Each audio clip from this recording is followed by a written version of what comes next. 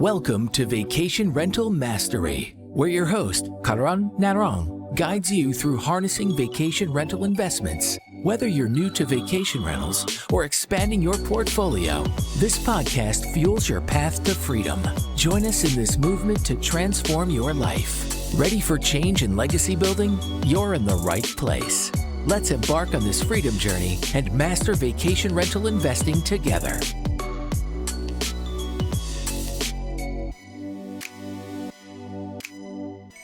Hey, Chris and Patty, welcome to this episode of the podcast. I'm looking forward to having a great discussion with you guys. You're obviously in this STR space that we focus so heavily on. And I'd like you to go ahead and introduce yourself a little bit so so the audience can get to know you a little better. Chris, you want to go first? Sure, I'll start. So I'm Chris Nicoli, 40 years old. I live in Southeast Florida, grew up in Maryland, and I've been down here for about 2 years. I've been in the STR space for a little bit over a year. I've got 3 STRs and 6 LTRs. Awesome. Patty? Hi, my name is Patty Arango. I have lived in El Salvador for the past 10 years. Pretty much all my life I lived in Miami. Right now I oversee everything for Chris for the STRs, and I've been doing it just pretty much the same amount of time as Chris, like a year and something. Awesome. Again, welcome to the show, and thank you for agreeing to be guests on the show. Chris, give me a little bit about your background. I saw an email, that explained to me who you were, but I think the audience would really appreciate your background, where you came from, and what you do, and get to know you a little better. Sure. So I kind of always been an entrepreneur since a very young age, like back to age 5 when I had a pet rock business and I sold them door to door to the neighbors. Paper routes, lawn cutting businesses, all of that. I started in a technology business. Well, I graduated high school, went into the Army National Guard to get college paid for. I was in basic training when 9/11 happened. So I got out of basic training and was on and off active duty for a few years. Left the Army, went to the Air Force. And in the middle of all that, my father had retired from the telephone company and started a company called Teltech, which I joined to try to pay for college and live on my own and kind of the whole mess of the post 9/11 conflict with the National Guard. He started that company. It was really more of a retirement side job thing. I joined it and got a sale from one of my Army buddies' parents who was working for a nonprofit. Got $10,000 check when I was 19, and that was my entry into business. So I joined full-time in 2003, took the company from $100,000 to $1 million in about 2 years of top-line revenue. Red Rich Dad Poor Dad around that time frame. We were working out of my parents' basement as our office with employees coming there. And then I found a building for sale on one of my sales calls that was a multi-unit, just a small 3-unit building. Convinced my parents to buy that alongside of me, move the office into it. And I've done that since 2003. In 2019, I bought my parents out, acquiring real estate, from the beginning, from 2006 up to present. And one major thing we did that was interesting in my Patty's here is in 2017, we started to do some outsourcing to Central America, El Salvador specifically. I ended up outsourcing the whole team, 17 people initially.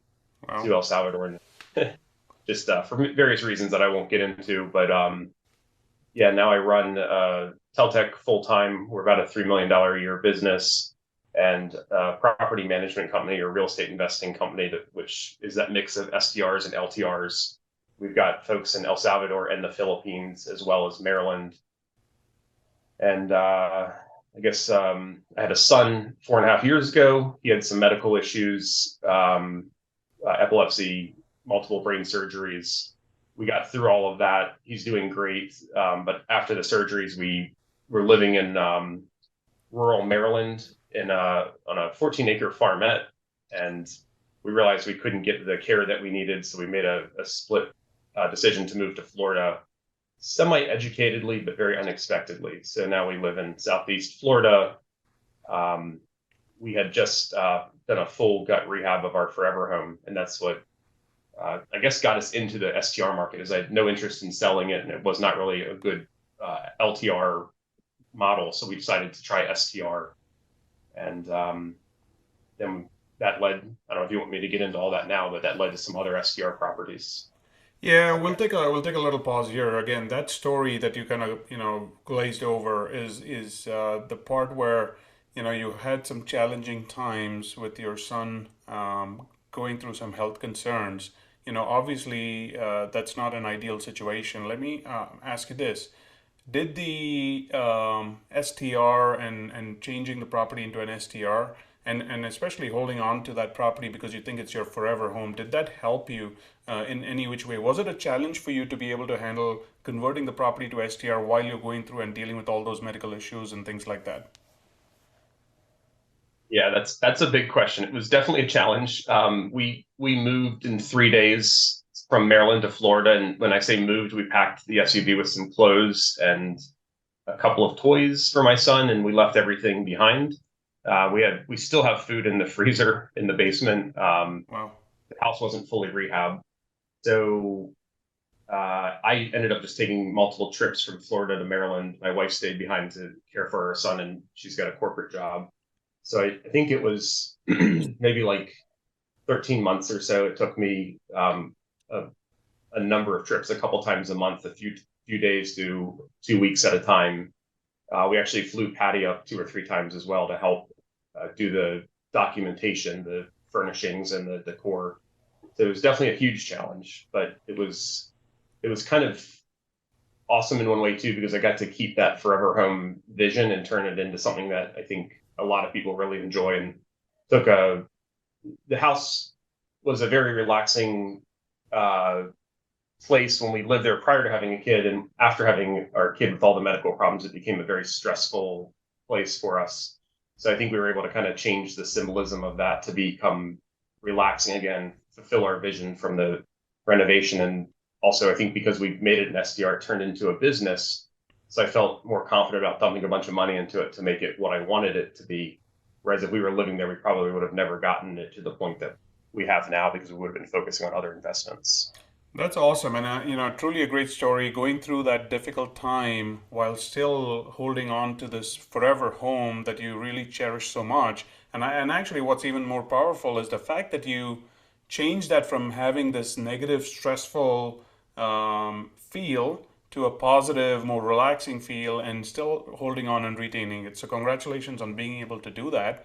And not too many people can actually say they were able to hold on to that home because they were able to get creative and convert it to an STR. And this actually goes to show kind of the power of STRs, right? The ability to hold on to this forever home probably only came into place because STRs cash flow so much better than long-term rentals. If not, most of us are trying to maximize our returns because we're in that growth stage of our life, and it's not necessarily a lifestyle asset. If it's a lifestyle asset, you can hold on to it, even if it's losing a little money, fine. If you're in that position that you can hold on to it and even afford to pay that money, to lose some money, it's okay. But for most of us in that growth stage, it becomes really important that we don't lose money on our investments. And because as we know, a property that does not cash flow positive is a liability and not an asset. So congratulations on that. I commend you on a job really well done, especially in really difficult times. So we'll pivot a little bit here. So Patty, you mentioned in this whole thing that you outsource to El Salvador. Now we hear all about outsourcing to Philippines. I have multiple VAs in the Philippines. We have a pretty big operation. So help me understand this whole El Salvador angle. I'd love to understand more. I think our audience would be really curious about this. And Patty's here, so she can also tell us what it is like to manage this team or work with this team offshore and do the stuff. So I'd love to hear more about that. Sure. I think Chris started in El Salvador, I think it was 10 years ago, Chris, if I'm not mistaken. He saw one of the owners of the call center in El Salvador, so he kind of got interested.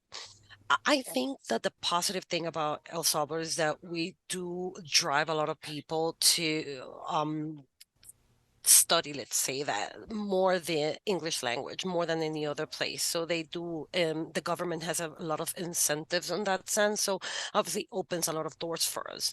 In my case, I did go to a British school, so I had that possibility already, and that advantage, I guess, on other people.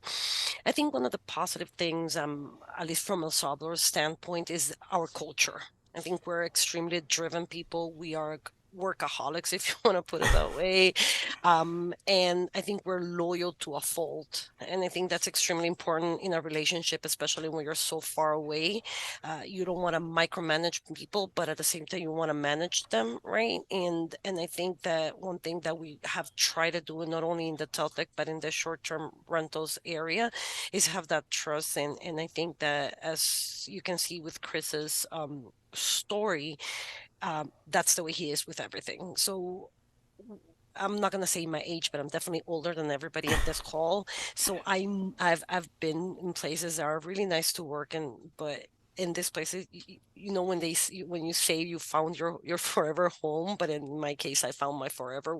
You know, I don't even see it as a job. For me, I love what I do, and I love not only Chris but his wife. They are such an amazing people, and it's just and I think it's easy to say that we just are doing our jobs. That's not the case. I think it's a very open relationship. I want to say it like that with everybody, and I think it's easy because once you find the right person and the right team, and it's easy. You don't even manage them, and that's pretty much it. I think it's easy again when you find the people. That's awesome, awesome, Patty. I love your values here. I think that's a very important conversation, and I try to help people understand that when you're getting into whether it's real estate or business or anything else, right? You need to find the right people and surround yourself with the people who are going to help elevate what you're doing and take things to the next level, right? Sure. And as long as you treat your team as family, you treat your team as people, as human beings. Most no, I like to give people the benefit of the doubt that they're going to Yes. always try to do the right thing, right? They're part of the team, they feel part of the team, you take good care of them, and they will go above and beyond. And this has been my experience even with my VAs, with my entire team in the Philippines. They truly are willing to stretch themselves Hmm. to help make our business a success. A lot of people still have not found this whole way of extending our capabilities. I know for a fact, in our business, there's absolutely no way I could do everything I'm trying to do or grow the business the way I'm trying to grow it if it wasn't for my team available and being able to do it. You have to take that leap of faith. You have to go and trust people sometimes. And yes, there will be times you make these mistakes, but we as investors, we have to decide, do we want to build another job? So Chris, talk about this, right? If you didn't have this offshore team, would you be able to do all these different things that you're doing right now? No, absolutely not. So, I mean, that started with the technology business, which is, the IT space is super competitive, especially in the Mid-Atlantic, and it's virtually impossible to hire anyone in the Mid-Atlantic because we're competing with the federal government. So we've been there since, like I said, 2017. I think we've changed our whole business model to accommodate the remote team. And last week I was in Maryland visiting a bunch of clients that we've had for 10 plus years, and I told them I moved to Florida 2 years ago, and they were blown away, and they were commenting on all how good the employees were doing and naming them one by one. And somehow El Salvador came up. They didn't even realize the employees are in El Salvador. It's the continuity and the level of English and the teamwork is just it's amazing, to be honest. And it's not. It didn't come without a lot of scrapes and bruises. I mean, it definitely took a lot of hard work, a lot of trips to El Salvador, and having someone like Patty to be the local on-site, manager and build that culture, and continuously drive me to do competitions and bonuses and dinners, and really, like she said, treat people like family. And one of the other things we do, I think that's really important to anyone that's considering VAs. Me being down there and bringing them here to meet clients and face to face, I think is huge. That, in my opinion, is where you go from having a good team to a great team, is really just getting everyone together. So that's a new priority for me is mixing. Hopefully this year we're going to be able to mix the U.S. team, the El Salvador team, and the Philippines team all together in one location for a retreat or something. Because I think once that happens, that's where the magic comes into place. I Oh, just that's want to add, awesome. I just want to add something else that actually I think it makes a big difference is that at least again, Chris is not the type of person that imposes things. He always gives us a platform for us to speak up, make mistakes, of course, be accountable for it. But I think that openness, that transparency is what has helped us, because at the end of the day, we can be amazing. We can have PhDs, but if we don't have that type of openness and willingness from his side, then I guess we wouldn't be able to be also in this position, and we wouldn't be able to offer him what we do right now, and again, I think that we all see that, and that's why pretty much all of us, we've been working here for years already, and he's gonna have to keep on dealing with us. Yes. That's really amazing that you guys have been able to build this relationship and this culture. There's cultural differences, and Chris, you're across multiple regions. You're Philippines and El Salvador and the U.S. It's kind of it's amazing that you've been able to do that.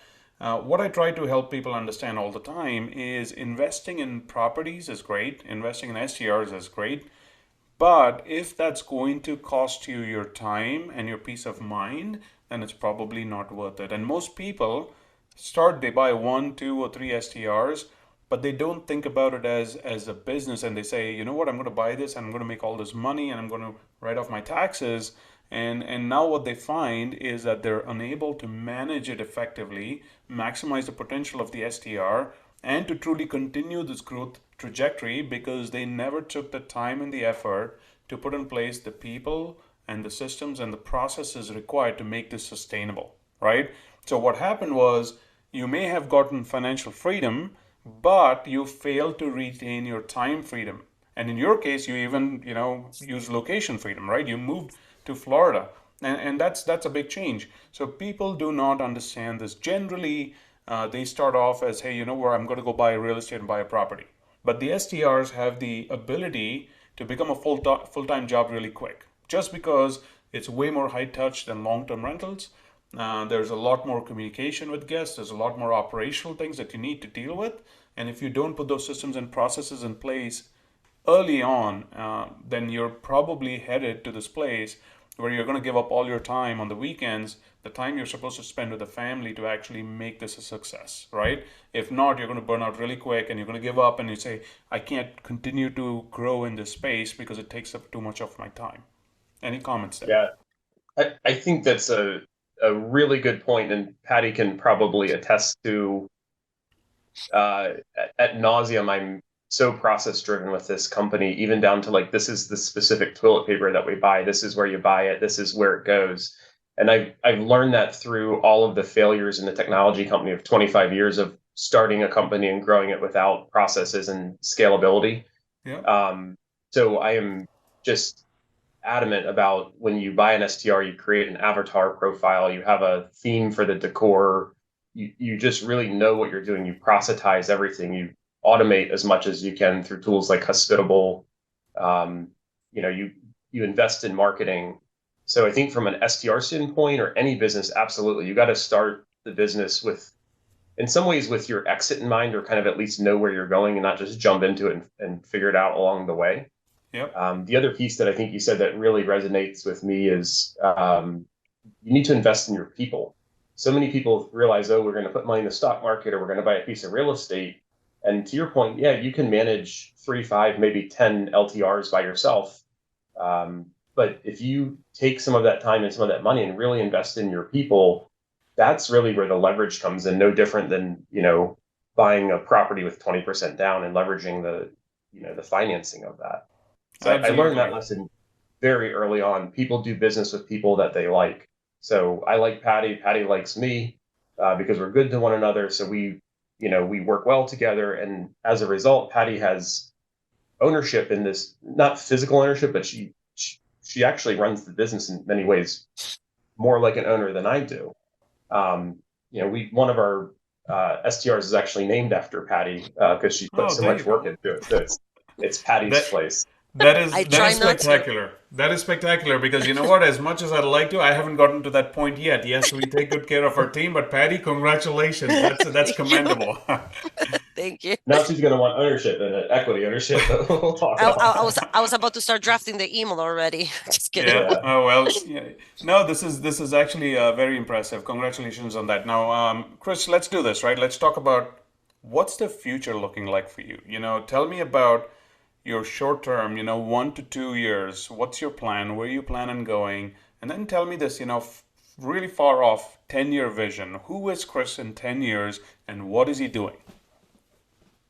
Yeah, that's a great question. I wish I had a little bit more time to prepare for that, but I'll shoot That's from the supposed hip to on be it. no, that's supposed to be an impromptu one. Okay, I can't tip you off on that. Yeah. So the future for me, I think with the STRs, that's one of the things that really inspired me about this call. Real estate was always a passive thing for me that, I put a lot of time into the tech business and took took some money out of it and bought some long-term rentals. I did that for like 15 years and realized that I will never get to financial freedom, making $100 to $500 a month if I'm lucky in revenue. So then I got into the SDR space. It is significantly more profitable from a cash flow standpoint and a tax standpoint, but I don't really have a clear vision of where I'm going with that. Um, for personal reasons, I love the idea of buying 5 or 10 more in cities that I enjoy visiting. I'm Hmm. kind of particular when I travel. I like my pillows, my bed, my cooking utensils, and I love the idea of being able to buy STRs in markets that I like to enjoy as well. And I think there's a huge value in hosts actually living in their STRs. The things that I've learned from living in my STRs when I go back to Maryland has been tremendous. What's working, what's not working. But I think big picture for me, it's to continue to build a business, build the real estate portfolio, probably STRs and LTRs. We've gotten into a little bit of storage as well. So I like diversity Hmm. for, just well, diversity's sake. But I do intend to buy more STRs, and my intent is to, work with someone like you or find a program that helps me to maximize the potential and really like lean into it. Um, Probably need to hire some more staff that can do more of the business operations or the business growth and not so much just the operations. Now that makes a lot of sense, and I'll just give you a very quick 30-second on my journey, right? So I started investing in STRs about 4 years ago, and I realized I actually started with LTRs, and I realized that some of a big portion of the benefits that come from investing in real estate, which is that depreciation that you talk about, right? The tax savings, they weren't applicable to me because I didn't have real estate professional status, right? And that's why I very quickly pivoted to short-term rentals. What happened for me, luckily for me, and and a lot of people I've spoken with, is that during COVID, the STRs did really well. Now, if you stayed diligent and you stayed focused and you had that direction and that vision clear, at that time when it did really well, you would take that money, the cash flow from it, and you would reinvest that money and buy more STRs. So that first year, we ended up buying 7 properties, right? Took a lot of effort and we did a lot and we pulled a lot of triggers and made things happen, right? That set us off on this trajectory where I'm sitting here 3.5 years later. December 31st of 2023 was the last day at my W-2 job, which was also a startup, and I realized I was building someone else's vision at that point, and I said I need to take my own vision to the next level. I need to grow my own business, right? So today here we're we're at 9 STRs of our own, and we're managing about 20 for other people, right? And over the years, I've done a lot in the STR space, but this time, it's real, and I have to take this to the next level. I have to grow. I have to build my own vision and take this to the finish line. What I find is that most people give up right before they're able to see that success. Most people don't understand that as long as you invest the time and the effort to put in the processes and the systems, you can scale and you will grow, right? For example, the scalability becomes easier and easier, your overhead cost goes lower and lower the more STRs you add. So automatically they become more profitable. The market is putting a lot of pressure on it, but guess what? You have 7, 8, 9 STRs. It's cash flowing well enough. You can actually spend the money to hire someone to do marketing for you, right? You can hire someone to do revenue management for you. You can scale the business further because it's that momentum and being able to take that massive action that's truly going to lead you to success. And there's a lot of people out there who are not able to focus on that to truly help them achieve these freedoms. They hoped it would help, right? And they give up and they say, you know what? I don't think this is for me, or I can't do it. I say everyone can do it. It's not rocket science. It's about surrounding yourself with the right type of people and staying focused and staying in the game, right? The minute you step out, you're done. You already lost. So that's the way I approach things, and it's been absolutely spectacular and life-changing for me.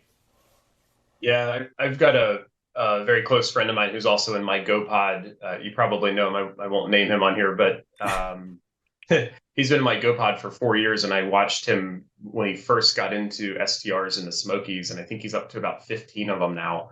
Okay. He bought, I think it was 5 last year, just off market, and I watched his net worth go very high, his cash flow go to a sustainable level where he can basically, his wife doesn't work, he's got 3 kids, he's living an amazing life, and it's literally just I know he's co-managing them with a couple of other folks, or a couple other folks own a few of them, but I think he owns about 9 or 10 of them himself, and it was just a really amazing journey to watch.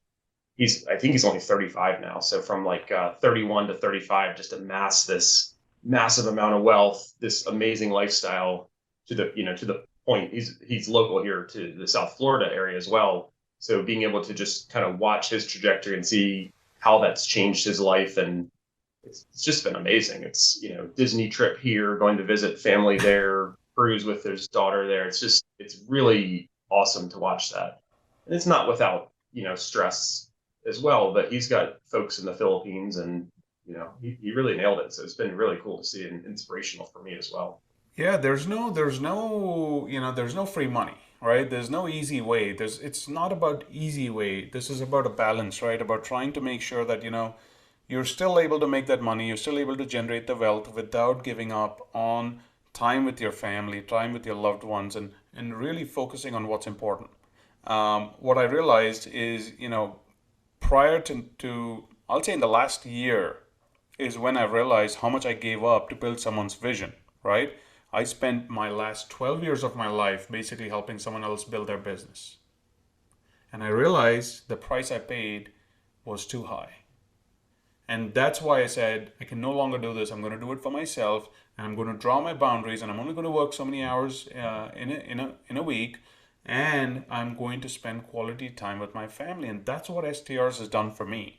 And hence this podcast is going to be coming out to help people see that vision, to be inspired by this and say, I can do it too. And there's only one simple thing, one element that helps change all of this for people, and that I think is focus. If you can focus and you can build and you can grow and you keep those freedoms in mind and don't cross those boundaries when the time comes, when your business gets big, when your STR business gets big, if you don't give up on time with the family even then and draw those boundaries, I think that's a win for everyone. So yeah, that's the goal, and it's very inspirational to see where you've come from, where you're going, the team you've built, the relationships you've built through this process. Patty has a property named after her, so that's absolutely spectacular. So this has been a great call, and I wish you the best of luck, Patty. Thank you very much for being here. Thank you. And Chris, I appreciate you bringing Patty on this call as well, because it's really important to see the people behind the success is more important, right? So that I really appreciate that a lot. Thank you very much for your time, and we'll keep you posted. And thank you for agreeing to do this. Thank you for joining us on Vacation Rental Mastery. Don't forget to subscribe and tune in for our next episode, where the journey to financial freedom and lifestyle flexibility continues. Here's to your success in the exciting world of vacation rentals.